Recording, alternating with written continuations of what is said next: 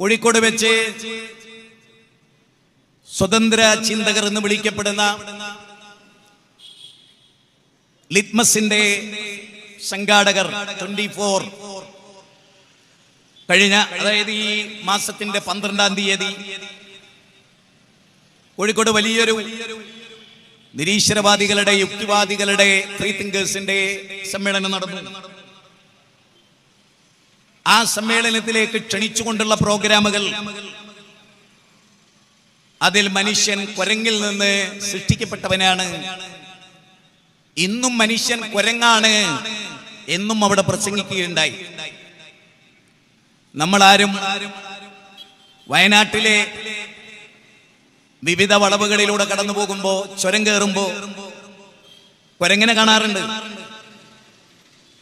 ആ കുരങ്ങൊന്നും തലപ്പാവ് ധരിച്ചതായി നമ്മൾ കണ്ടിട്ടില്ല. പാൻസും ഷർട്ടും ഷൂവും ഷോക്സും വാച്ചും കണ്ണടയും ഒന്നും വെച്ചതായി നമ്മൾ ആരും കാണുന്നില്ല. അതിലെ ഒരു കുരങ്ങും സ്കൂളിൽ പഠിച്ചതായി നാം ആരും ഇന്നോളം കണ്ടിട്ടില്ല. എന്നിട്ടും യുക്തിവാദി എന്ന് പറയുന്ന 2 കാലിൽ നിൽക്കുന്ന ഇരുകാലി പറയാണ് നമ്മൾ ഇപ്പോഴും കുരങ്ങനാണ്. ചരക്കടില്ല, യുക്തിവാദികൾക്ക് അത് ചേരും ചെയ്യും. പിന്നെ കുരങ്ങന്മാര് വല്ല പ്രതിഷേധം ഉണ്ടാക്കിയാൽ അപ്പൊ ആ കാര്യം അവരെ നേരിടുകയും വേണം. കാരണം അവരെക്കാൾ കുറെ കൂടെ ബെറ്ററാണ് കുരങ്ങിന്റെ ജീവിതം എന്നുള്ളതാണ് പച്ചയായ ഒരു യാഥാർത്ഥ്യം. അതുകൊണ്ട് മനുഷ്യന് ജീവിതത്തിനൊരു ലക്ഷ്യമുണ്ടാകണമെന്നതാണ് നമ്മൾ ഒന്നാമതായി പറയുന്നത്. ആരാണ് മനുഷ്യൻ? ഞാൻ ലളിതമായ ഒരു ഉദാഹരണത്തിലൂടെ അത് പറയാം. നമ്മൾ വളരെ ചെറുപ്പത്തിൽ തന്നെ LKG, UKG, LP school, UP school, high school തലങ്ങള്, ഡിഗ്രി, +2 ഡിഗ്രി, പിന്നെ PG, ഡീംഡ് യൂണിവേഴ്സിറ്റികളിലെ പഠനങ്ങൾ, മനനങ്ങൾ, ഗവേഷണങ്ങൾ, പ്രബന്ധാവതരണങ്ങൾ, പിന്നെ സയൻസ് അധ്യാപകൻ, ജിയോഗ്രഫി പഠിപ്പിക്കുന്ന ആള്, ആസ്ട്രോണമി പഠിപ്പിക്കുന്ന ആള്, സുവോളജി പഠിപ്പിക്കുന്ന ആള്, അനാട്ടമിയെ കുറിച്ചുള്ള വിവിധങ്ങളായ പഠന മനനങ്ങൾ, മനുഷ്യന്റെ ഓരോ അവയവത്തെ എടുത്തുള്ള സ്പെഷ്യൽ ചെയ്തിട്ടുള്ള പഠനങ്ങൾ, ഇതെല്ലാം നിർവഹിച്ച മഹാബുദ്ധിജീവി മനുഷ്യൻ അവൻ മരിക്കുന്നു. നമ്മുടെ വീട്ടിലെ കോഴിയും ചാവുന്നു. രണ്ടും ഒരേപോലെയാകാൻ പാടുണ്ടോ? രണ്ടും ഒരേപോലെയാകുമോ? ധാരാളം നായ്ക്കൾ തെരുവിൽ ഓടി നടക്കുന്നത് നമ്മൾ കാണുന്നുണ്ട്. എന്നാൽ രാവിലെ തന്നെ യൂണിഫോം ഇട്ട് സ്കൂളിൽ പോകുന്ന കുട്ടികളെ കാണാം, മർക്കസിന്റെ സ്കൂളിൽ പോകുന്ന, കോളേജിൽ പോകുന്ന ആളുകളെ കാണാം. അവരും ഈ നടന്നു പോകുന്ന നായും ഒരേപോലെയാകാൻ പാടുണ്ടോ? ഇല്ല എന്നാണ് നമ്മുടെ മനസ്സ് പറയുന്നതെങ്കിൽ വളരെ വളരെ ഗൗരവമായി ആരാണ് മനുഷ്യൻ എന്ന പഠനം, വിശുദ്ധ ഖുർആൻ മനുഷ്യനെ വലിയ സൃഷ്ടിയായിട്ടാണ് പരിചയപ്പെടുത്തുന്നത്. ആരാണ് മനുഷ്യൻ? ഗവേഷണം നടത്തുന്നവനാണ് മനുഷ്യൻ. ആരാണ് മനുഷ്യൻ? ചിന്തയുള്ളവനാണ് മനുഷ്യൻ. ആരാണ് മനുഷ്യൻ? ആഴിയിൽ ഊളിയിട്ട അത്ഭുതങ്ങൾ പെറുക്കിയെടുക്കുന്നവന്റെ പേരാണ് മനുഷ്യൻ. ആരാണ് മനുഷ്യൻ?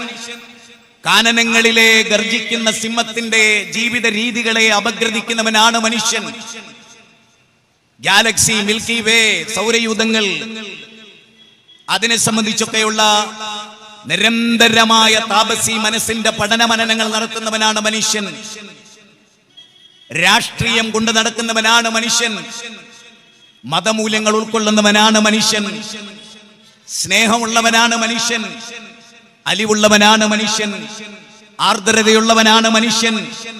ഇങ്ങനെ തുടങ്ങി എണ്ണിയാൽ ഒടുങ്ങാത്ത അത്ഭുതങ്ങളുടെ കലവറയാണ് മനുഷ്യൻ.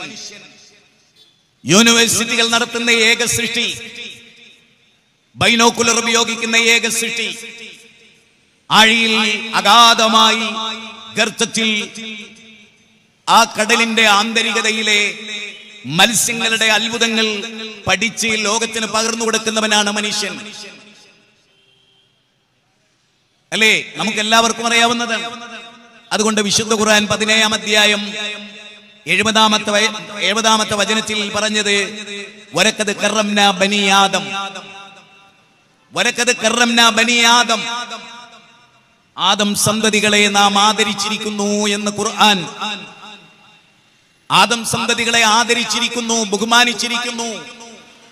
എന്താ കാരണം? കടലിലും കരയിലും അവനെ വഹിക്കുന്ന വാഹനങ്ങൾ തീർന്നില്ല. നാം സൃഷ്ടിച്ച ജീവജാലങ്ങളിൽ ബുദ്ധിയുള്ളവനാക്കി അവനെ മാറ്റി. ആനയെ 2 കാലിനിടയിൽ ഇരുത്തി കൊണ്ടുപോകാൻ പഠിച്ചു. സിംഹത്തെ വരുതിയിൽ നിർത്താൻ പഠിച്ചു. ചീറ്റപ്പുലിയെ ഒരു വടി കാണിച്ചുകൊണ്ട് നേർരേഖയിൽ നടത്താൻ അവൻ പഠിച്ചു. ചീറ്റപ്പലിയെ ഓടിത്തോൽപ്പിക്കാൻ അവന് കഴിയില്ല. ആകാശത്ത് പറക്കുന്ന കഴുകന്റെ വേഗതയിൽ അവന് പറക്കാൻ കഴിയില്ല. നിക്ഷേപിച്ചു. ലിറ്റിൽ ബോയ് എന്ന ഓമന പേരിൽ വിളിക്കപ്പെടുന്ന ബോംബ് നാഗസാക്കിയിലും ഹിരോഷിമയിലും കൊണ്ടുപോയി തുപ്പാൻ അവന് കഴിഞ്ഞു.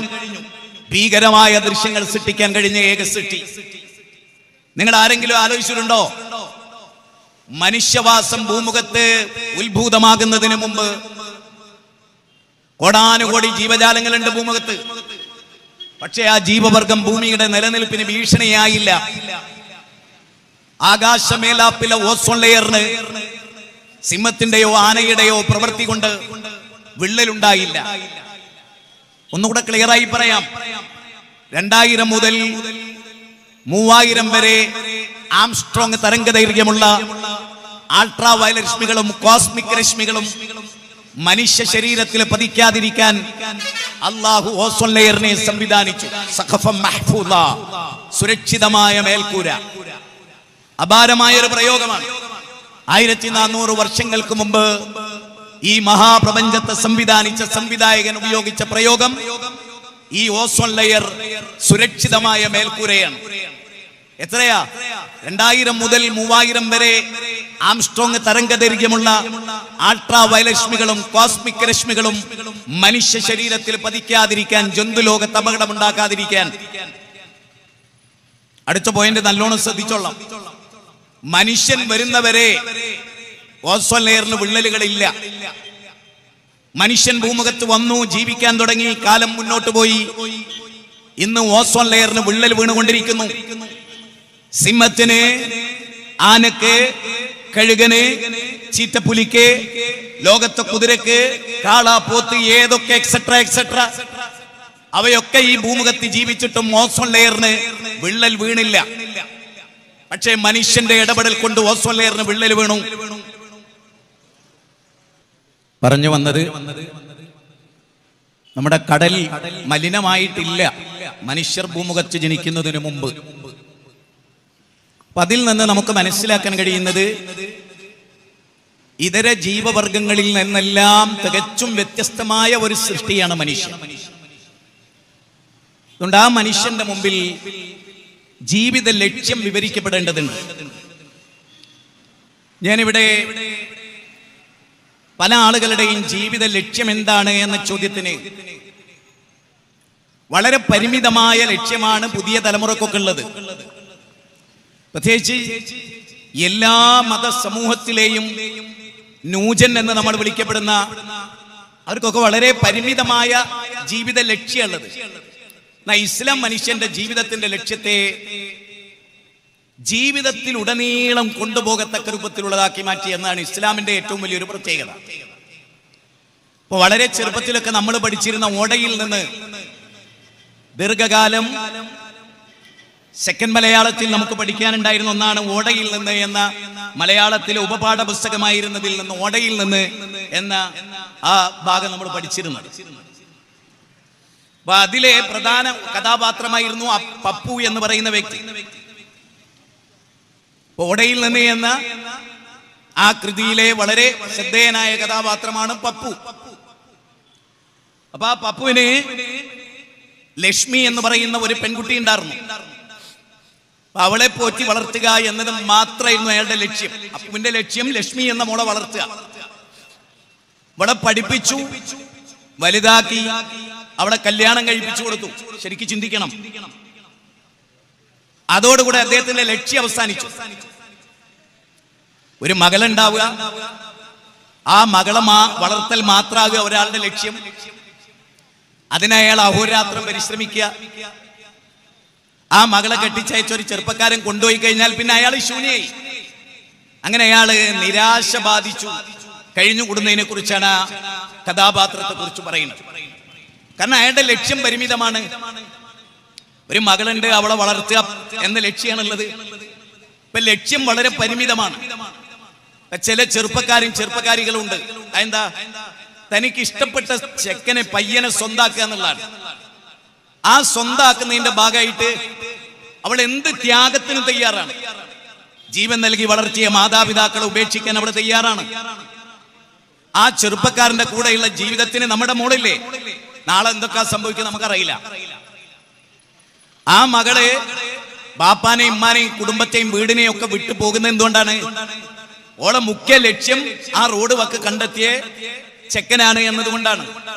എന്ന് പറഞ്ഞാൽ ആ മോളുടെ മനസ്സ് വളരെ ശുഷ്കമാണ് എന്നർത്ഥം. അവൾ വലിയ കുട്ടിയല്ല, അവൾക്ക് വിവരമില്ല എന്നാണ് ആ പറയുന്നതിന്റെ അർത്ഥം.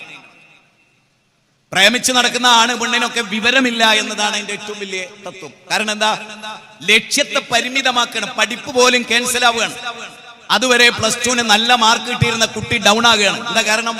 പഠിപ്പോടെ ലക്ഷ്യമല്ല, കാമുകനെ സ്വന്താക്കുക. അതാണ് ഡോപ്പമിൻ എന്ന് പറയുന്ന ഹോർമോണിന്റെ പ്രത്യേകത. ഡോപ്പമിൻ അയ്യിൽ കയറിയാ പിന്നെ കണ്ണാണൂല. അത് ബാപ്പയാണോ ഉമ്മയാണോ അവരായിട്ടുള്ള ജീവിതം വരെ മറക്കും. വളരെ സിമ്പിളായ ഒരു കാര്യം പറയാം. 22 കൊല്ലം പോറ്റിയ ബാപ്പ പോറ്റിയ ത്യാഗം മുഴുവനോളം മറക്കുകയാണ് 22 മാസം മുമ്പ് കണ്ട ഒരു ചെക്കന് വേണ്ടി. എന്താ കാരണം? ഡോപ്പമിന് ഹൈയിൽ നിൽക്കുകയാണ്. കണ്ണ് കാണൂല എന്നാ. പ്രേമത്തിന് കണ്ണില്ല എന്ന് വെറുതെ പറഞ്ഞല്ല. ഡോപ്പമിന് ഹൈയിൽ കയറിയ കണ്ണ് കാണൂല, കാത് കേൾക്കൂല, ഹൃദയം വർക്ക് ചെയ്യില്ല. ഞാൻ ഈ പറഞ്ഞത് നിങ്ങൾക്ക് മനസ്സിലാവുന്നുണ്ടോ അറിയില്ല. ഡോപ്പമിന് ഹൈയിൽ കയറിയാല് ഈ പെണ്ണിനെ സ്വന്താക്കുക എന്നുള്ളതല്ലാതെ ബാപ്പനെ നഷ്ടപ്പെട്ടാലും പ്രിയപ്പെട്ട ഉമ്മാനെ നഷ്ടപ്പെട്ടാലും അതവൾക്ക് വിഷയമേ അല്ല. നിങ്ങൾ എത്ര പറഞ്ഞിട്ടുണ്ട് അവൾക്ക് അത് ഉൾക്കൊള്ളാൻ കഴിയില്ല. കാരണം ഡോപ്പമിൻ ഹൈയിലാണ്. എന്നാ കാമുകനെ സ്വന്താക്കി ഒന്റെ കൂടെ ഒറ്റക്ക് പോയി മൈസൂർ റൂം എടുത്ത് ഒറ്റ ദിവസം കൊണ്ട് ഡോപ്പമിൻ ഡൗൺ ആവും. അതോടുകൂടി കഴിയും. വീണ്ടും വിചാരവും വരും. ഒറ്റ ദിവസം. പക്ഷെ ആ ഒരു ദിവസത്തിന് വേണ്ടി അവളെ നഷ്ടപ്പെടുത്തിയത് 22 കൊല്ലം സ്നേഹിച്ച ഉമ്മാനെയാണ്, 22 കൊല്ലം സ്നേഹിച്ച ബാപ്പാനെയാണ്, തന്റെ അനുജനെയാണ്, അനുജത്തിയാണ്, എളാപ്പയാണ്, മൂത്താപ്പയാണ്. ഇവിടെയാണ് മനുഷ്യ ജീവിതത്തിന്റെ ലക്ഷ്യം. ഇപ്പൊ നിങ്ങൾ നോക്കൂ, എം മുകുന്ദൻ, മയ്യഴിപ്പുഴയുടെ തീരങ്ങളിൽ എന്ന വിഖ്യാതമായ കൃതിയുടെ കർത്താവാണ് മുകുന്ദൻ. അതിലെ കഥാപാത്രമായിരുന്നു ദാസൻ. ഈ ദാസന്റെ ലക്ഷ്യം എന്താന്ന് വെച്ചാൽ മയ്യഴി എന്ന് പറയുന്ന സ്ഥലത്തിന്റെ സ്വാതന്ത്ര്യമായിരുന്നു. കുറെ മുമ്പുള്ള കഥയാണ്. അത് മാത്രമായിരുന്നു ദാസന്റെ ലക്ഷ്യം. ദാസന്റെ ലക്ഷ്യം പൂർത്തിയായി, മയ്യഴി സ്വതന്ത്രമായി. ദാസൻ മാനസികമായി പോവുക ചെയ്ത്. കാരണം എന്താ, വേറെ ലക്ഷ്യമൊന്നുമില്ല. എന്നാ ഒരു മുസ്ലിം ഇങ്ങനെയല്ല. അതുകൊണ്ടാണ് നിങ്ങൾ നോക്കും, ഫലസ്തീനിൽ നിന്നൊരു വയസ്സായ മനുഷ്യൻ, അയാളോട് ചാനലുകാരി ചോദിക്കുകയാണ്, എന്താണ് നിങ്ങൾക്ക് പറയാനുള്ളത്? ഇസ്രായേൽ ബോംബിടും, ഞങ്ങൾ അവിടുന്ന് മാറും. അടുത്ത സ്ഥലം ബോംബിടും, ഞങ്ങൾ അവിടുന്ന് മാറും. 7 വീട് ഞങ്ങൾ മാറി താമസിച്ചു ഗാസയില്. 10 കുടുംബമുണ്ട് എന്റെ കൂടെ. അതിലൊരാള് വികലാംഗയാണ്. ഞാൻ അവരെയും കൊണ്ട് മാറി മാറി പോവുകയാണ്. ഞങ്ങളുടെ ചുറ്റുവട്ടത്തുള്ളവരൊക്കെ കൊല്ലപ്പെട്ടു. പക്ഷെ ഞങ്ങൾക്ക് ദുഃഖമില്ല. നോക്കണം, ഫലസ്തീനികളുടെ പ്രത്യേകത എന്താ? ഫലസ്തീനികൾ മുസ്ലിങ്ങളാണ്. അവരുടെ ജീവിത ലക്ഷ്യമോ മരണാനന്തര ജീവിതമാണ്. ഈ ദുനിയാവിലെ പരീക്ഷണങ്ങൾ അവർക്ക് ഒരു പ്രശ്നമേ അല്ല. കാരണം ഈ പരീക്ഷണത്തിന് റിസൾട്ട് ഉണ്ട്. സി രവിചന്ദ്രന്റെ കൈ മുറിഞ്ഞാൽ അതൊരൊറ്റ കാരണം മതി, ഓൻ തൂങ്ങിച്ചാകാൻ. സി രവിചന്ദ്രൻ എന്ന് പറയുന്ന ഇവിടുത്തെ ആൾ ദൈവങ്ങളിൽ ഏറ്റവും വലിയ ദൈവമാണ്. യുക്തിവാദികൾക്ക് ദൈവമല്ല, യുക്തിവാദികൾക്കേ ദൈവമുള്ളൂ. നിങ്ങൾ ആരെങ്കിലും ശ്രദ്ധിച്ചിട്ടുണ്ടോ അറിയില്ല, ലോകത്ത് ദൈവത്തെ കുറിച്ച് ഒരു മൈക്രോ സെക്കൻഡ് മറക്കാത്ത ഏക വിഭാഗമേ ഉള്ളൂ യുക്തിവാദികൾ, നിരീശ്വരവാദികൾ. അതെന്താ? ഓൻ നിരീശ്വരത്വം പറയാൻ വേണ്ടി എപ്പോഴും ഓർക്കുന്നത് ദൈവത്തെയാണ്. ഓന്റെ ഫുൾ ടൈം ചിന്ത ദൈവത്തെ കുറിച്ചാണ്. ഈ ദൈവത്തെ എങ്ങനെ ഒരു ദൈവവിശ്വാസിക്ക് പോലും ഫുൾ ടൈം അത് ഓർമ്മ ഉണ്ടാവില്ല. പക്ഷേ ഒരു നിരീശ്വരവാദിക്ക് ഫുൾ ടൈം ദൈവത്തെ കുറിച്ച് ഓർക്കാനേ കഴിയും. ഇപ്പൊ നിങ്ങൾ നോക്കൂ, ലോകത്തെ ഏറ്റവും അറിയപ്പെട്ട ആളായിരുന്നു. ഞാൻ രാഷ്ട്രീയം പറയല്ലോ കേട്ടോ, രാഷ്ട്രീയം പറയൽ എന്റെ തീരുമാനത്തിൽപ്പെട്ട കാര്യമല്ല. VI ലെനിൻ വലിയ കമ്മ്യൂണിസ്റ്റ് ദാർശനികനായിരുന്നു. എന്നത് കേരളത്തിലെ കമ്മ്യൂണിസ്റ്റത്തെ കുറിച്ചല്ല കേട്ടോ പറയുന്നത്, ലോകത്ത് രൂപപ്പെട്ട കമ്മ്യൂണിസം. അതിന്റെ ഏറ്റവും വലിയ ആചാര്യനായിരുന്നു VI ലെനിൻ. ഈ VI ലെനിന് വാതരോഗം പിടിപെട്ടു. ശരിക്കും മനസ്സിലാക്കണം, VI ലെനിന് വാതരോഗം പിടിപെട്ട ഒരു ഭാഗം ഡൗൺ ആയിട്ട് അദ്ദേഹം കിടക്കുകയാണ്. അപ്പൊ ജോസഫ് സ്റ്റാലിൻ അദ്ദേഹം കത്തയച്ചു, സ്റ്റാലിൻ നീ എനിക്ക് സൈനൈഡ് കൊണ്ടുവന്ന് തരണം. കാരണം എന്റെ ഒരു ഭാഗം തളർന്നു, ഇനി കണ്ണിന്റെ കാഴ്ച നഷ്ടപ്പെട്ടാൽ ഞാൻ ജീവിക്കൂല. അതാണ് ഏറ്റവും വലിയ കമ്മ്യൂണിസ്റ്റ് വിപ്ലവകാരിയുടെ മനസ്സ് പോലും അതാണ്. എന്താ? ജീവിതത്തിൽ ലക്ഷ്യമല്ല. ലക്ഷ്യമില്ലെങ്കിൽ പിന്നെ നരകിക്കുന്നത് എന്തിനാ? വേഗം കെട്ട് മരിക്കുക. ചിന്തിക്കണം. അലക്സാണ്ടർ ബക്കിന്റെ കൃതികളിൽ ഇത് രേഖപ്പെടുത്തപ്പെട്ടിട്ടുണ്ട്. മുജാഹിദ് ബാലുശ്ശേരി വെറുതെ പറയുന്നതല്ല. അലക്സാണ്ടർ ബക്കിന്റെ കൃതികളിൽ VI ലെനിന്റെ ഈ ജീവിതം, എന്തിന് ലോകം കണ്ട ഏറ്റവും വലിയ കമ്മ്യൂണിസ്റ്റ് ദാർശനികൻ ആരാന്ന് ചോദിച്ചാൽ അത് കാർൽ മാർക്സ് ആണ്. ഈ കാർൽ മാർക്സിനെ കുട്ടികളൊക്കെ മരിച്ചു പോവുകയായിരുന്നു. അല്ല, അദ്ദേഹത്തിന്റെ ഏറ്റവും പ്രിയപ്പെട്ട മോനായിരുന്നു മുഷി എന്ന ഓമന പേരിൽ വിളിക്കുന്ന 8 വയസ്സുകാരൻ. കാർൽ മാർക്സിന്റെ മകൻ 8 വയസ്സുകാരൻ രോഗമായപ്പോ കാർൽ മാർക്സ് എഗൽസിന് കത്തയച്ചു. എടോ, ഞാൻ എന്ത് പറഞ്ഞ് സമാധാനിക്ക്, എന്റെ മോനെ, വളരെ ബുദ്ധിയുള്ള എന്റെ മോൻ, അതാണ് വിലാപം, അതാണ് ഏറ്റവും ബുദ്ധിയുള്ള എന്റെ മോന് രോഗം വന്നു, ഞാൻ എന്താ ചെയ്യാ? കാർൽ മാർക്സിന്റെ മനോഹരനാണ്. ആ മുഷ് മരിച്ചു. നിങ്ങൾ ശരിക്കും ചിന്തിക്കണം, ആ മുഷ് രോഗം മൂത്ത് മരിച്ചു. ആ മകനെ കബറടക്കുന്ന സമയത്ത്, അഥവാ മകനെ മണ്ണിൽ കൊണ്ടുപോയി അവനെ കുഴിയൊരുക്കി അവനെ കുഴിമാടത്തിൽ വെക്കുമ്പോ കാർൽ മാർക്സ് അതിൽ ചാടാൻ ശ്രമിച്ചു. മനസ്സിന് കട്ടിയില്ലാത്തത് കൊണ്ട് എഗൽസിന് വീണ്ടും കത്തെഴുതി, ഞാൻ എന്റെ മകന്റെ വിയോഗം എങ്ങനെ സഹിക്കുമിടോ. ഇവിടെയാണ് ഇസ്ലാം വ്യത്യാസപ്പെടുന്നത്. ലോകത്ത് നിന്ന് ഏറ്റവും കൂടുതൽ ജീവിക്കുന്ന ജനത മുസ്ലിങ്ങളാണ്. പരീക്ഷണം ഇല്ലാത്തതുകൊണ്ടാണോ? അല്ല. നിങ്ങൾ നോക്കൂ, ഫലസ്തീനിൽ എത്ര ആൾ ആത്മഹത്യ ചെയ്തു? ഫലസ്തീനിലെ ദുരന്ത ഭൂമിയിൽ എത്ര പേർ ആത്മഹത്യ ചെയ്തു? ലോകത്ത് ഏറ്റവും കുറവ് ആത്മഹത്യ ഏറ്റവും കുറവുള്ള ജനതാര മുസ്ലിങ്ങൾ. അതിന്റെ അർത്ഥം സുഖലോലുപരാന്ന അവരെ പോലെ പരീക്ഷിക്കപ്പെട്ട ഒരു ജനതയും ഭൂമത്തില്ല. ഇന്ന് മഗ്‌രിബിന് ഞങ്ങൾ കേട്ട ഖുർആൻ വചനം സൂറത്ത് ബഖറയിലെ 155-ാമത്തെ വചനമാണ്. വലനബ്ലുവന്നകും ബിശൈഇൻ മിനൽ ഖൗഫി വൽ ജൂഇ വനക്സിൻ മിനൽ അംവാലി വൽ അൻഫുസി വസ്സമറാത്തി വബശ്ശിരിസ് സാബിരീൻ അല്ലദീന ഇദാ അസാബത്തുഹും മുസീബത്തുൻ ഖാലൂ ഇന്നാ ലില്ലാഹി വ ഇന്നാ ഇലൈഹി റാജിഊൻ. ما يزال البلاء بالمؤمن والمؤمنات في نفسي ومالي وولدي حتى يلقى الله تعالى وما عليه خطيئة. അതിന്റെ അർത്ഥം പരീക്ഷണങ്ങൾ ആയിക്കൊണ്ടേയിരിക്കും ഒരു വിശ്വാസിയുടെ നഫ്സിൽ. ഇപ്പൊ നിങ്ങൾ നോക്കുക, ഏറ്റവും വലിയ കർമ്മശാസ്ത്ര പണ്ഡിതനായിരുന്നു Urwah bin Zubair. Urwah bin സുബൈറിന്റെ വലത് കാല് മുറിക്കാൻ വൈദ്യശാസ്ത്രം ആവശ്യപ്പെട്ട ദിവസം ഉർവത്ത് ബിൻ സുബൈറിന്റെ വലത് കാല് മുറിക്കാൻ കൊണ്ടുപോകുമ്പോൾ ഉർവത്ത് ബിൻ സുബൈർ പറഞ്ഞു, എന്നെ മയക്കണ്ട, എനിക്ക് അനസ്തേഷ്യ വേണ്ട, എന്റെ പച്ചക്കാല് മുറിച്ചാൽ മതി. കാരണം മയക്കത്തിൽ ഞാൻ എന്റെ റബ്ബിനെ മറക്കും. അതുകൊണ്ട് എനിക്ക് സ്വബോധത്തോടെ എന്റെ കാല് മുറിക്കണം. ഞാൻ ഇവിടെ ഇരിക്കുന്ന സ്ത്രീകളോടൊക്കെ പ്രത്യേകിച്ച് പറയുന്നു, ജീവിതം എന്താന്ന് മനസ്സിലാക്കുക. ഒരടിമയെ അല്ലാഹു ഇഷ്ടപ്പെട്ടാൽ ശക്തമായ പരീക്ഷണം ഉണ്ടാവും. ഒരടിമയെ അല്ലാഹുക്ക് ഇഷ്ടാണ് എങ്കിൽ പരീക്ഷിച്ചിരിക്കും. അശദ്ദുൽ ബലാ അൽ അംബിയാ, യാതൊരു സംശയവും വേണ്ട. നോക്കൂ, ഉർവത്ത് ബിൻ സുബൈർ അദ്ദേഹത്തിന്റെ വലത് കാല് മുറിച്ചു, പച്ചക്കാല് മുറിച്ചു. അത് മുറിച്ചു കഴിഞ്ഞ് തിയേറ്ററിൽ നിന്ന് പുറത്തോട്ട് കൊണ്ടുവരുമ്പോ ഒരാൾ ഓടി വന്നിട്ട് പറഞ്ഞു, നിങ്ങളുടെ 4 മക്കളിൽ അല്ലെങ്കിൽ 6 മക്കളിൽ ഒരാള് ടെറസിന്റെ മുകളിൽ വീണ് മരിച്ചിട്ടുണ്ട്. വലത് കാല് മുറിച്ച ഉർവത്ത് ബിൻ സുബൈറിനോട് നിങ്ങളുടെ മകൻ ടെറസിന്റെ മുകളിൽ വീണ് മരിച്ചിട്ടുണ്ട് എന്ന് കേട്ടപ്പോ അൽഹംദുലില്ലാഹ്, അൽഹംദുലില്ലാഹ്. ഇവിടെ ഇരിക്കുന്ന ഏതെങ്കിലും EKAP, മുജാഹിദുകള്, സുന്നി, ജമാഅത്ത്, തബ്ലീഗ്, NDF, പോപ്പുലർ ഫ്രണ്ട് എല്ലാവരും ഉണ്ട്. കാരന്തൂരും കുന്നമംഗലത്തും ഒക്കെ ഉണ്ട്. എനിക്കറിയാം, ഇതിന്റെ അമ്മന്റെ നാടാ. സഹോദരങ്ങളെ, നമ്മൾ ആരെങ്കിലും ഇന്ന് വരെ മകൻ മരിച്ചിട്ട് അൽഹംദുലില്ലാഹ് എന്ന് പറഞ്ഞിട്ടുണ്ടോ? ഞങ്ങളെ മോനെ ആക്സിഡന്റിൽ മരിച്ചു, അൽഹംദുലില്ലാഹ്. കേട്ടു നിൽക്കുന്നവര് നമ്മളെ കണ്ണടിച്ചു പൊട്ടിച്ചു കാണും. എന്താ മോൻ മരിച്ചിട്ട് അൽഹംദുലില്ലാഹ് എന്ന് കള്ളക്കാക്ക എന്നാ ഇവിടെ പറയാ. ഉർവത്ത് ബിൻ സുബൈർ പറയാണ് അൽഹംദുലില്ലാഹ്. അപ്പൊ ആളുകൾ ചോദിച്ചു, മകൻ മരിച്ചതിന്റെ പേരിൽ പടച്ചോനെ സ്തുതിക്കുകയെ, നിങ്ങൾ എന്തൊരു മനുഷ്യനാണ്.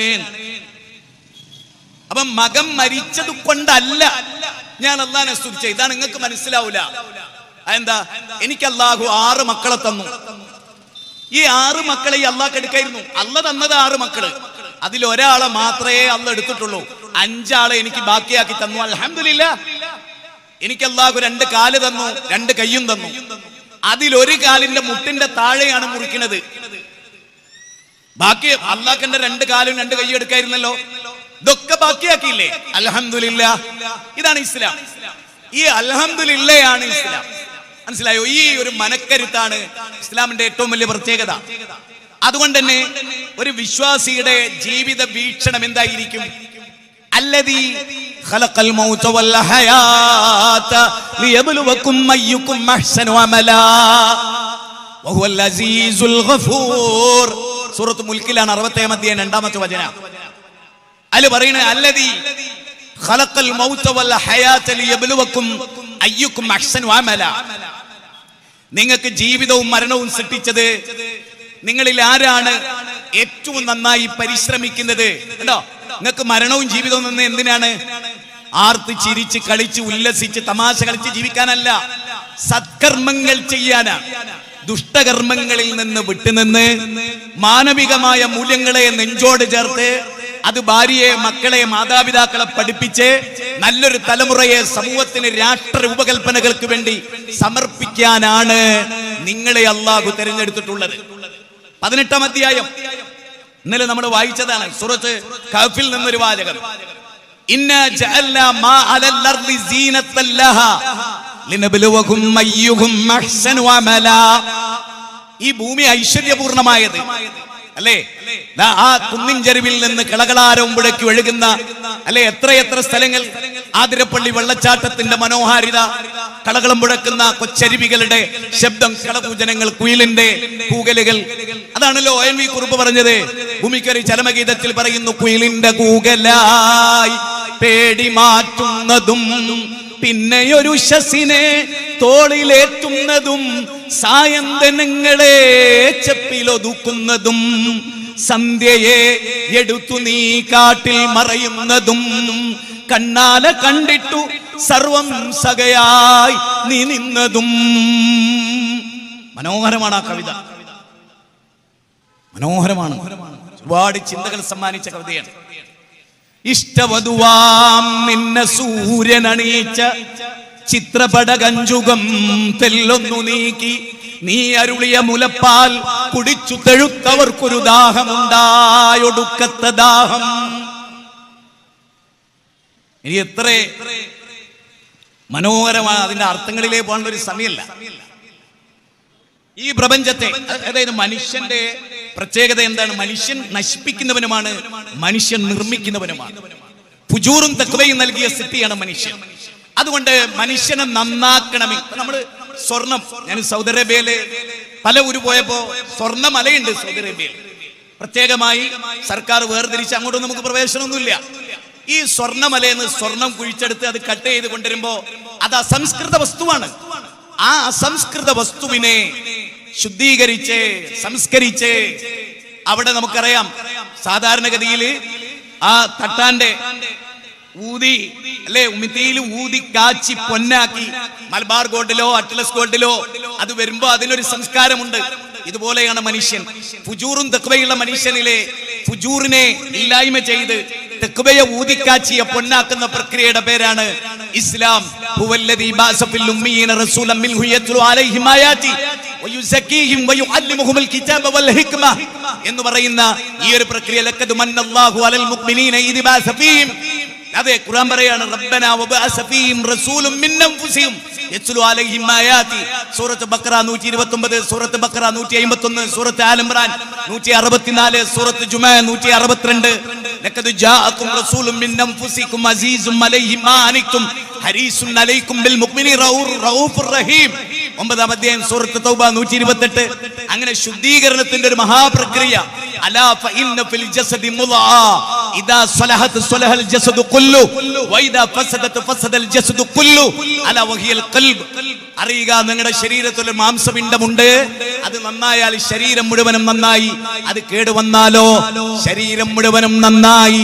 അലാ വഹിയൽ ഖൽബ്, അറിയണേ അത് നിങ്ങളുടെ ഹൃദയമാണ്. യുക്തിവാദികൾ ഈയിടെ മുസ്ലിങ്ങളെ കളിയാക്കി. എന്താ കളിയാക്കി?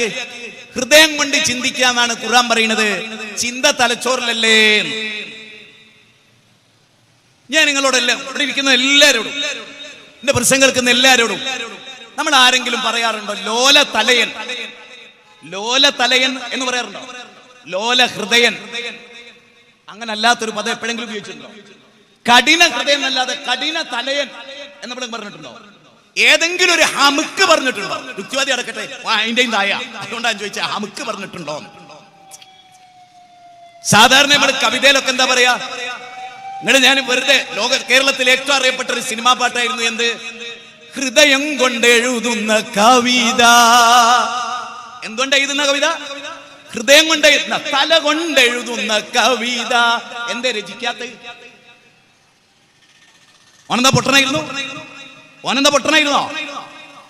എന്റെ ഹൃദയത്തിലുണ്ട്, നീ എന്റെ തലയിലുണ്ട് കേട്ടോ അജ്ജി.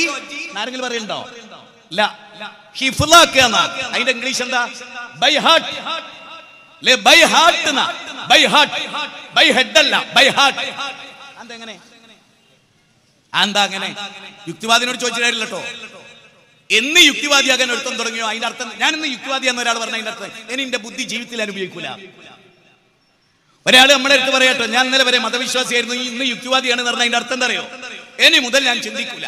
സീരവിചന്ദ്രൻ ചിന്തിക്കും, ഓൻ പൊട്ടപ്പോയത്തം പറയും, അത് ഞാൻ തൊണ്ടോടാതെ മുണങ്ങും ആണ്. അതുകൊണ്ട് ഈ ഹൃദയത്തെ നന്നാക്കാൻ ഇസ്ലാം ചെയ്ത പണി എന്താണ്? ഞാൻ വേഗത്തിൽ പറഞ്ഞ് അവസാനിപ്പിക്കും. സുബൈർ സലഫി ഭംഗിയായി മനോഹരമായി ഇതൊക്കെ വിഷയം അവതരിപ്പിക്കുന്നു ഞാൻ കരുതുന്നു. അടുത്തത്, ഈ മനസ്സിൽ ആദ്യമായി പ്രതിഷ്ഠിക്കേണ്ടത് എന്താണ് എന്നതാണ് രണ്ടാമത്തെ ചർച്ച. അവിടെയാണ് ചില കാര്യങ്ങൾ ഞാൻ പറയുന്നത്. സൃഷ്ടികളിൽ മനുഷ്യന്റെ സവിശേഷത ഞാൻ തുടക്കത്തിൽ പറഞ്ഞു. ഇനി ആരാണ് നമ്മെ സൃഷ്ടിച്ച സൃഷ്ടാവ് ആരാണ്? അത് പറയുമ്പോൾ വളരെ ശ്രദ്ധയോടുകൂടി നിങ്ങൾ ഇതൊന്ന് കേൾക്കണം. ഞാനെന്താ പറയുക, എനിക്ക് സമയക്കുറവ് കൊണ്ടാണ് ഞാൻ വളരെ ചുരുങ്ങിയ പോയിന്റിൽ ഒതുക്കുന്നത്. മനുഷ്യൻ ഭൂമുഖത്ത് ഭൂജാതമാകുന്നതിന് മുമ്പ് ഒന്നുകൂടി നരവംശ ശാസ്ത്രജ്ഞന്മാർ മനുഷ്യന്റെ പിറവിയെ കുറിച്ച് പറയും. മനുഷ്യനെ ഏറ്റവും ഒടുവിലത്തെ സൃഷ്ടിയാണ് മനുഷ്യൻ. അപ്പൊ ഒരു ചോദ്യം, മനുഷ്യൻ സൃഷ്ടിക്കപ്പെടുന്നതിന് മുമ്പ് ആകാശമുണ്ടോ? ഇത് ഞാൻ എന്റെ പ്രിയപ്പെട്ട ഹൈന്ദവ സഹോദരനോട് ചോദിക്കുകയാണ്. മനുഷ്യൻ സൃഷ്ടിക്കപ്പെടുന്നതിന് മുമ്പ് ആകാശമുണ്ടോ? ഉണ്ട് എന്നാണ് ഉത്തരം. ഉണ്ട് എന്നുള്ള ഉത്തരം. കടലുണ്ടോ? ഉണ്ട്. ആഴിയുണ്ടോ? ശ്രീരാമൻ ജനിക്കുന്നതിന് മുമ്പ് ആഴിയുണ്ടോ? ഏതെങ്കിലും ഹൈന്ദവ സഹോദരൻ കേൾക്കുന്നുണ്ടെങ്കിൽ ഞാൻ അവരോടാ നാളെ കേൾക്കാൻ. ഇനി ഈ ഭാഗം കട്ട് ചെയ്ത് സോഷ്യൽ മീഡിയയിൽ ഇട്ടാൽ ഇൻഷാ അല്ലാഹ് ഉപകരിക്കാതിരിക്കില്ല. യേശു ക്രിസ്തുവിൽ വിശ്വസിക്കുന്ന ക്രൈസ്തവനായ ഒരാള്, ഒരു ക്രിസ്ത്യാനി ആലോചിക്ക, കന്യാമറിയം ജനിക്കുന്നതിന് മുമ്പ് എന്ന് പറഞ്ഞാൽ അന്ന് യേശു ഇല്ല. കന്യാമറിയമിന്റെ പുത്രനാണ് യേശു. കന്യാമറിയം ജനിക്കുന്നതിന് മുമ്പ് ആകാശമുണ്ടോ? ഉണ്ട് എന്നാണ് ഉത്തരം. ആദിമ മനുഷ്യൻ ആദാം ജനിക്കുന്നതിന് മുമ്പ് പരിണാമവാദികൾ പോലും പറയുന്നത് എന്താ? കുരങ്ങിൽ നിന്ന് മനുഷ്യൻ ഉണ്ടായില്ല. അപ്പൊ അതിന്റെ അർത്ഥം എന്താ? ആദ്യം ഉണ്ടായത് കുരങ്ങാണ്. അന്ന് അമ്പലമുണ്ടോ? 2 മിനിറ്റ് കൊണ്ടാട്ടോ വിഷയം പഠിപ്പിക്കണത്. അന്ന് അമ്പലമുണ്ടോ? ഇല്ല. ചർച്ചുണ്ടോ? ഇല്ല. സിനഗോഗലുണ്ടോ? ഇല്ല. ബാങ്കൊലി മുഴങ്ങുന്ന പള്ളികളുണ്ടോ? ഇല്ല. അതില്ലാത്ത കാലത്ത് സൂര്യൻ ഉണ്ടെങ്കിൽ, ചന്ദ്രൻ ഉണ്ടെങ്കിൽ, വളരെ ആലോചിക്കും. സൂര്യനും ചന്ദ്രനും സൗരയൂഥങ്ങളും ഗാലക്സികളും കാട്ടാറുകളും കാനനങ്ങളും ഉണ്ടെങ്കിൽ, ആഴിയിൽ നീന്തി തുടിക്കുന്ന മത്സ്യങ്ങളുണ്ടെങ്കിൽ, ആകാശത്തിന്റെ അനന്തതയിൽ വട്ടമിട്ട് പറക്കുന്ന പറവകൾ ഉണ്ടെങ്കിൽ, ആരാണ് അതിനെ സൃഷ്ടിച്ചത് എന്ന ചോദ്യത്തിന് ഒരു ഉത്തരം വേണം. അവനെയാണ് ഇസ്ലാം. കേട്ടോളൂ, അവനെയാണ് ഇസ്ലാം, അല്ലാഹു എന്ന് പറയുന്നത്. സി രവിചന്ദ്രൻ കോഴിക്കോട് വെച്ച് കഴിഞ്ഞ 12-ാം തീയതി പറഞ്ഞു, ഇസ്ലാമിൽ ബിംബാരാധനയേ ഉള്ളൂ, ബിംബാരാധന അല്ലാത്തൊന്നും ഇസ്ലാമിലില്ല. ഓൻ കലിപ്പ് തീർക്കാണ്. ഇത് കേൾക്കണ വിവരമുള്ളവനൊക്കെ പറയും, എടാ ചെങ്ങായി, ഇജ്ജ് പ്രൊഫസർ ആണെങ്കിൽ ഇജ്ജ് പൊട്ടനാ.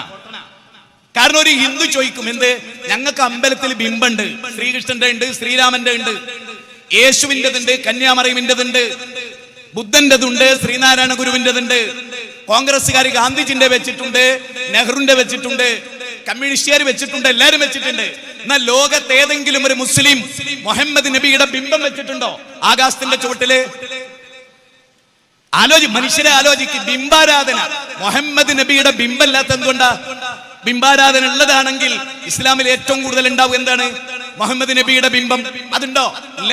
കണ്ണുറന്ന് നോക്ക്, നിന്റെ തലച്ചോറിൽ അത് തന്നെയാണോ ചേരിച്ചോറാണോ എന്ന് എനിക്ക് സംശയമുണ്ട്. സി രവിചന്ദ്രന്റെ തലച്ചോറുണ്ടാവില്ല, പെരിച്ചായി തിന്നിട്ടുണ്ടാവും. അല്ലെങ്കിൽ പിന്നെ ഈ ജാതി വിവരക്കേട് ലോകത്തോട് വിളിച്ചു പറയോ? ലോകത്തൊരു ഹിന്ദു അംഗീകരിക്കാത്ത കാര്യമാണ്. ലോകത്തൊരു ഹിന്ദു, ലൈറ്റ് ഓഫ് ട്രൂത്ത് എന്നൊരു ബുക്കുണ്ട്, സ്വാമി ദയാനന്ദ സരസ്വതിയുടേതാണ്. ആ ബുക്കിൽ ഇസ്ലാമിക സമൂഹം ബിംബാരാധനക്കെതിരെ ശബ്ദിച്ചപ്പോ ഹിന്ദു മതത്തിൽ ബിംബാരാധന അല്ല, ഇസ്ലാമിൽ മാത്രമല്ല എന്ന് സ്ഥാപിക്കാൻ എഴുതിയ ബുക്കാത്. എന്നിട്ടാ എനിക്ക് സങ്കടം തോന്നി എന്താ പറയുക, ഇവനൊരു പ്രൊഫസറാണ് അത്രേ, ഈ സി രവിചന്ദ്രൻ. ഓൻ പഠിപ്പിക്കുന്ന കുട്ടികളെ എത്രയും പെട്ടെന്ന് അവിടുന്ന് രക്ഷപ്പെടുത്തി കൊണ്ടുവരണം. അവിടെ ഓൻ്റെ അടുത്ത് യുദ്ധം ചെയ്ത് മരിച്ചാലും ഒരു തലമുറ രക്ഷപ്പെടും. അല്ലെങ്കിൽ പെരിച്ചായിന്റെ ക്വാളിറ്റി പോലും ഇല്ലാത്ത ഒരു തലമുറ, 2 കാലിൽ നിൽക്കുന്ന തലമുറ ഇവിടെ വളരും. യുക്തിവാദം എന്നൊക്കെ പറഞ്ഞാൽ മുസ്ലിം കുട്ടികളൊക്കെ യുക്തിവാദം. അതിന് കാരണമുണ്ട്. അതിന് കാരണം മുസ്ലിങ്ങൾ മായാവിക്കത മാത്രമേ പറയൂ, അള്ളാഹിനെ പറ്റി പറയില്ല. CM മടവൂരിനെ പറ്റി മാത്രം പറയും. ആരാ പടച്ചോൻ? CM മടവൂര്. ആരാ കുട്ടികളെ തരുന്നത്? CM മടവൂര്. ആരാ മഴ പെയ്പ്പിക്കുന്നത്? CM മടവൂര്. ആരാ കല്യാണത്തിന് മഴ പെയ്പ്പിക്കാതിരുന്നത്? CM മടവൂര്. ഒക്കെ CM മടവൂര്. ഈ മായാവിക്കത കേട്ട കുട്ടികൾ പിന്നെ പടച്ചോൻ തന്നെ വേണ്ട. 35 കൊല്ലം മുമ്പ് 36 കൊല്ലം മുമ്പ് മരിച്ചു ഒരാള് പടച്ചോനാന്ന് പഠിപ്പിക്കപ്പെടുന്നതാണ് ഇസ്ലാമെങ്കിൽ ആ ഇസ്ലാം ഞങ്ങൾക്ക് വേണ്ട. അതിന്റെ ഒരു കാരണം സമസ്തയാണ്. മനസ്സിലായിക്കോളൂ. അപ്പൊ അള്ളാനെ പരിചയപ്പെടുത്തണം. ഇസ്ലാം അള്ളാനെ പരിചയപ്പെടുത്തി. ആരാ അല്ലാഹ്? ഖലഖസ് സമാവാതി ബിഗൈരി അമദിൻ തറൗനഹാ വഅൽഖാ ഫിൽ അർളി റവാസിയ അൻ തുമീദ ബികും വബസ്സ ഫീഹാ മിൻ കുല്ലി ദാബത്തിൻ ഫഅൻസൽനാ മിനസ് സമാഇ മാഅ ഫഅംബത്നാ ഫീഹാ മിൻ കുല്ലി സൗജിൻ കരീം ഹാദാ ഖൽഖുല്ലാഹ് ഫഅറൂനി മാദാ ഖലഖൽ ലദീന മിൻ ദൂനി ബലിൽ ളാലിമൂന ഫീ ളലാലിൻ മുബീൻ. 31-ാം അധ്യായമാണ് സൂറത്തുൽ ലുഖ്മാൻ. 10-11 വാചകം. അതിൽ എന്താ അല്ലാഹ് പറയുന്നറിയോ? ഖലഖസ് സമാവാതി ബിഗൈരി അമദിൻ തറൗനഹാ. താങ്ങി നിർത്തുന്ന അവലംബങ്ങളൊന്നുമില്ലാതെ, നിങ്ങളുടെ കണ്ണുകൊണ്ട് കാണാൻ അവലംബങ്ങളൊന്നുമില്ലാതെ ആകാശത്തെ നാട്ടി നിർത്തിയവനാണ് അല്ലാഹ്. ആരാ അല്ലാഹ്? ആരാ അല്ലാഹ്? ആകാശത്തെ നാട്ടി നിർത്തിയവൻ.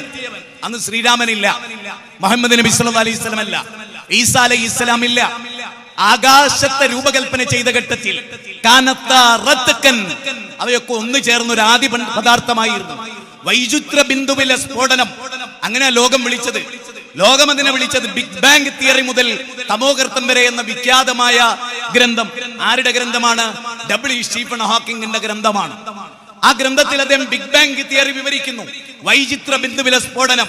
അവലം യറല്ലദീന കഫറു അന്നസ് സമാവാതി വൽ അർദ് കാനതാ റത്ഖൻ വഫതഖ്നാഹുമാ വജഅൽനാ മിനൽ മാഇ കുല്ല ഷൈഇൻ ഹൈ. 21-ാം അധ്യായം സൂറത്ത് അംബിയായിലെ 30-ാമത്തെ വചനം.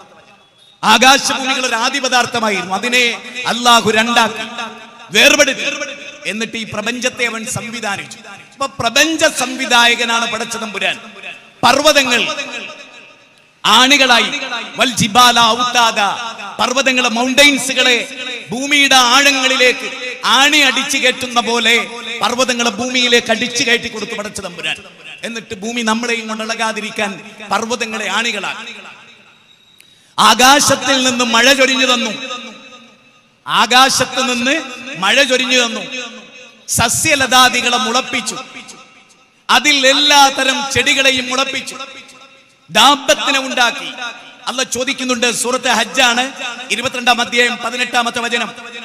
ആ വചനത്ത് പറയുന്നത് അലം തറ അന്നല്ലാഹ യസ്ജുദു ലഹു മൻ ഫിസ് സമാവാതി വമൻ ഫിൽ അർദ് വശംസു വൽ ഖമറു വൻ നുജൂമു വൽ ജിബാലു വസ്സജറു വദ്ദവാബ് വകസീറും മിനൻ നാസ് വകസീറും മിനൽ ഹഖ്. അല്ലാഹ് പറയാണ്, അല്ല അവര് കാണുന്നില്ലേ ആകാശഭൂമികളിൽ ഉള്ളതെല്ലാം, സൂര്യനും ചന്ദ്രനും നക്ഷത്രങ്ങളും ഗാലക്സികളും സൗരയൂഥങ്ങളും മരങ്ങളും ജന്തുക്കളും എല്ലാം അള്ളാഹുവിന് സുജൂദ് ചെയ്യുന്നത് കാണുന്നില്ലേ? മനുഷ്യരിൽ നല്ലൊരു ശതമാനവും പടച്ചവന് സുജൂദ് ചെയ്യുന്നത് കാണുന്നില്ലേ? മനുഷ്യരിൽ ഭൂരിപക്ഷത്തിന്റെ മേൽ ശിക്ഷ സ്ഥിരപ്പെട്ടു എന്നും പറയും. അപ്പൊ ഈ പ്രപഞ്ച വീക്ഷണം, അതാണ് ഇസ്ലാമിന്റെ വീക്ഷണം. ഹിന്ദുവിനെയും മുസ്ലിമിനെയും ക്രിസ്ത്യാനിയെയും ജൈനനെയും ബൗദ്ധനെയും എല്ലാറ്റിനെയും സൃഷ്ടിച്ച പടച്ചതമ്പുരാൻ, ഒരൊറ്റ ദൈവം, ഒരൊറ്റ ജനത എന്നതാണ് ഇസ്ലാമിന്റെ മുഖമുദ്ര. അതുകൊണ്ടാണ് പൂർവ്വവേദങ്ങളെല്ലാം ലോകത്തോട് മനുഷ്യരെ പഠിപ്പിച്ച കാതലായ വശം എന്താ? തദീഹരം. നോക്കൂ, വേദഗ്രന്ഥം പഠിപ്പിക്കുന്നത് ഹിരണ്യഗർഭഃ സമവർത്തദാഗ്രേ ഭൂതസ്യ ജാത പതിരേക ആസീത് സദാധാര പൃഥിവിയും ദ്യാമുദേവായ കശ്മൈ ദേവായ അവിശാവിദേമാമ. ഋഗ്വേദത്തിന്റെ 10-ാം മണ്ഡലം. ഋഗ്വേദത്തിന് 10 മണ്ഡലങ്ങളാണുള്ളത്. അതിന്റെ 10-ാം മണ്ഡലം 121-ാമത്തെ സൂക്തം 1-ാമത്തെ റിക്കിൽ പറയുന്നത് ഹിരണ്യഗർഭഃ സമവർത്തദാഗ്രേ ഭൂതസ്യ ജാത പതിരേക ആസീത് സദാധാര പൃഥിവിയും ദ്യാമുദേവായ കശ്മൈ ദേവായ അവിശാവിദേമാം. ലോകത്തെ മുഴുവനും സൃഷ്ടിച്ച പടച്ചതമ്പുരാൻ, എല്ലാ ബ്രഹ്മാണ്ടത്തെയും സൃഷ്ടിച്ച പടച്ചതമ്പുരാൻ. അതുകൊണ്ടാണ് പ്രഭോ ഗുരു ഏറ്റവും വിഖ്യാതമായ ശ്രദ്ധേയമായ പ്രഥമമായ കൽപ്പന ഏതാണ് എന്ന ചോദ്യത്തിന് യേശു ക്രിസ്തു പറയുന്ന മറുപടി ഹീബ്രു ഭാഷയിൽ നമുക്ക് കാണാം. ശമ്മ ഇസ്രായീല അഡോണ എലോഹിൻ അഡോണ യഹ്. ശമ്മ ഇസ്രായീല അഡോണ എലോഹിൻ അഡോണ യഹ്. നോക്കൂ, അവിടെ പറയുന്ന വാചകം തന്നെ ഇതാണ്. ഇസ്രായേലേ കേൾക്ക, നമ്മുടെ ദൈവമായ കർത്താവ്, ആ കർത്താവ് നമ്മെ സൃഷ്ടിച്ചവൻ പൂർണ്ണ ഹൃദയത്തോടെ, പൂർണ്ണ ആത്മാവോടെ, പൂർണ്ണ മനസ്സോടെ അവനെ ആരാധിക്കുന്ന മാർക്കോസിന്റെ 12-ാം അധ്യായം 29-ാമത്തെ വചനത്തിൽ പറയുന്നത്. ബൈബിൾ പറയുന്ന അതാണ്, മിസ്രയീം ദേശത്തു നിന്നും അടിമ ഭവനത്തിൽ നിന്നും നിന്നെ കൊണ്ടുവന്നവനായ ഞാനാകുന്നു നിന്റെ കർത്താവ്. മേലെ സ്വർഗത്തിലെങ്കിലും താഴെ ഭൂമിയിലെങ്കിലും വെള്ളത്തിനടിയിലെങ്കിലും ഒന്നിന്റെയും പ്രതിമ അരുത്, അവക്ക് മുമ്പിൽ നീ സാഷ്ടാംഗം പ്രണമിക്കരുതെന്ന പുറപ്പാടിലെ 20-ാം അധ്യായം 1 മുതൽ 6 വരെയുള്ള വചനം. അപ്പൊ ബിംബാരാധന പാടില്ല. ഈശാവാസോപനിഷത്ത് 108 സുപ്രധാനമായ ഉപനിഷത്തുണ്ട്. അതിൽ ഈശാവാസോപനിഷത്ത് പറയാണ്, ഹന്തം തമഹ പ്രവിശംതിയേ സംപൂജ്യം ഉപാസദേ തദോ ഭൂയ യബദേ യഹു സംബുദ്യാം രദഹ എന്നാ പറയുന്നത്. അവിടെ പറയുന്നത് എന്താണ്? ദൈവേതരരെ. നമുക്ക് ഈശാവാസോപനിഷത്തിലാ പറയുന്നത്. മാധവനോടും സുരേഷിനോടും നമുക്ക് പറയാനുള്ള വാചക അത്. ദൈവേതരരെ ആരാധിച്ചാൽ, പിതൃമാനവാദികളെ ആരാധിച്ചാൽ, സൃഷ്ടിപൂജ നടത്തിയാൽ ഘോരാന്ധകാരമായ നരകത്ത് പോകുന്ന,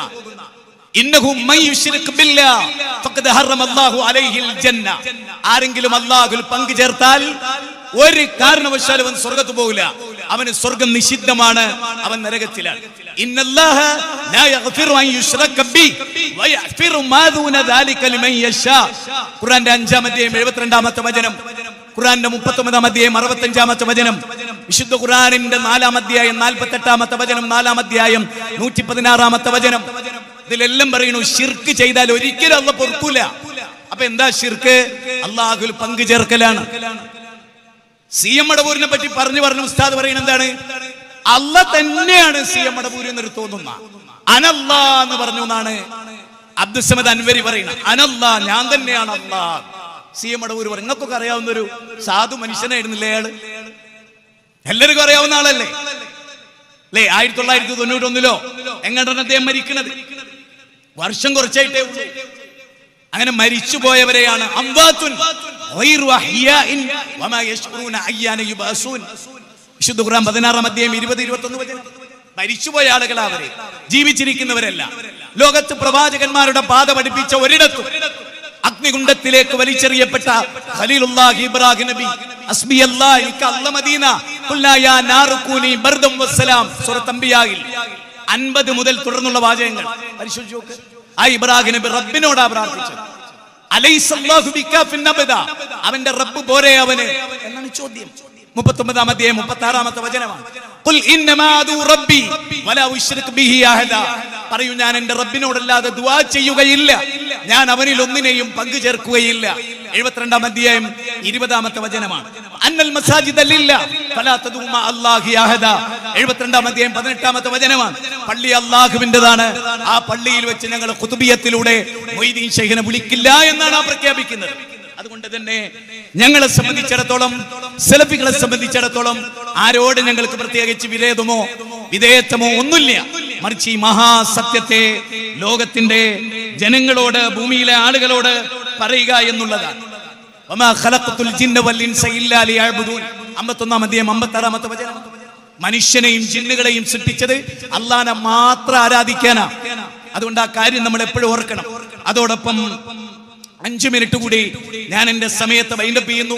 5 മിനിറ്റ് എനിക്ക് നിങ്ങളോട് പറയാനുള്ളത്, നമ്മളോട് ചോദിക്കാതെ, നമ്മളോട് പറയാതെ ഒരു മരണം നമ്മളിലേക്ക് കടന്നു വരും.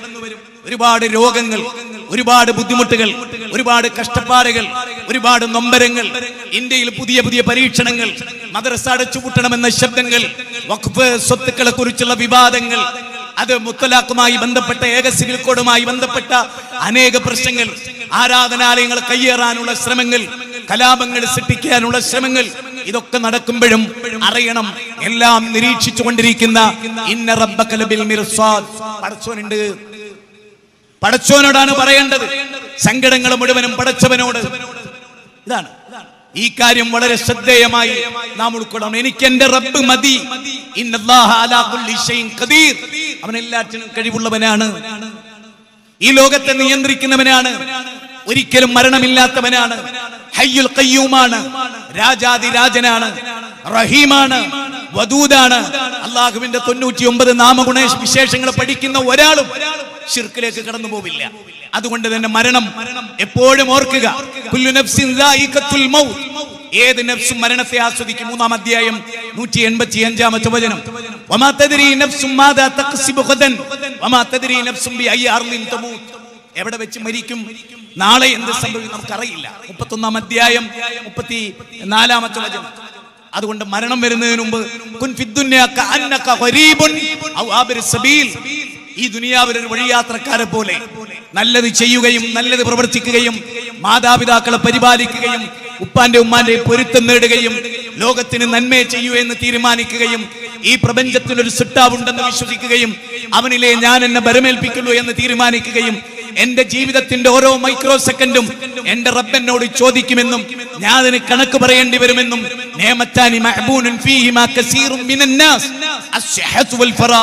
രണ്ടനുഗ്രഹങ്ങളെ തൊട്ട് അധിക ജനങ്ങളും വഞ്ചിതരാണ്. ഒന്ന് ഒഴിവ് സമയമാണ്, മറ്റൊന്ന് ആരോഗ്യമാണ്. ഞാനൊരു വളരെ പ്രാധാന്യം അർഹിക്കുന്ന ഒരു പോയിന്റ് പറഞ്ഞുകൊണ്ട് ഞാൻ അവസാനിപ്പിക്കാം. എനിക്ക് 51 വയസ്സാണ്. ഞാൻ 20-ാമത്തെ വയസ്സ് മുതൽ പുകവലിക്കുന്ന ഒരാളാണ് നിങ്ങൾ വിചാരിച്ചോ? യുവാക്കൾക്ക് വേണ്ടിയാണ് ഞാൻ പറയുന്നത്. എന്റെ 20 വയസ്സ് മുതൽ 31 കൊല്ലം തുടർച്ചയായി ഞാൻ പുകവലിക്കുന്ന ഒരാളാണ് എന്ന് നിങ്ങൾ വിചാരിച്ചോ? അങ്ങനെ 50 രൂപയുടെ പുകവലിക്കുന്നുണ്ട് ഞാൻ ഡെയിലി എന്ന് വിചാരിക്കുക. ഒരു ദിവസം 50 രൂപയുടെ എങ്കിൽ 5,58,000 രൂപ 31 കൊല്ലം പുകവലിക്കാൻ വേണ്ടി മാത്രം ഞാൻ ഉപയോഗിക്കുന്നുണ്ട്. 5,58,000 രൂപ എനിക്കത് മുടക്കേണ്ടി വന്നിട്ടില്ല. ഞാൻ ജീവിതത്തിൽ ഒരിക്കലും പുകവലിച്ചിട്ടില്ല. അതുകൊണ്ട് ആ തുക എനിക്ക് നഷ്ടമായില്ല. ആ പോയിന്റ് പറയാനാണ്. എന്നാൽ 31 കൊല്ലം 50 രൂപക്ക് പുകവലിക്കുന്ന ഒരാളോ, അയാൾ 5,58,000 രൂപ 5 സെന്റ് ഭൂമി വാങ്ങുന്ന പൈസക്ക് നഷ്ടമായി. അതുകൊണ്ടാക്കി ഇരിക്കൂരല്ല.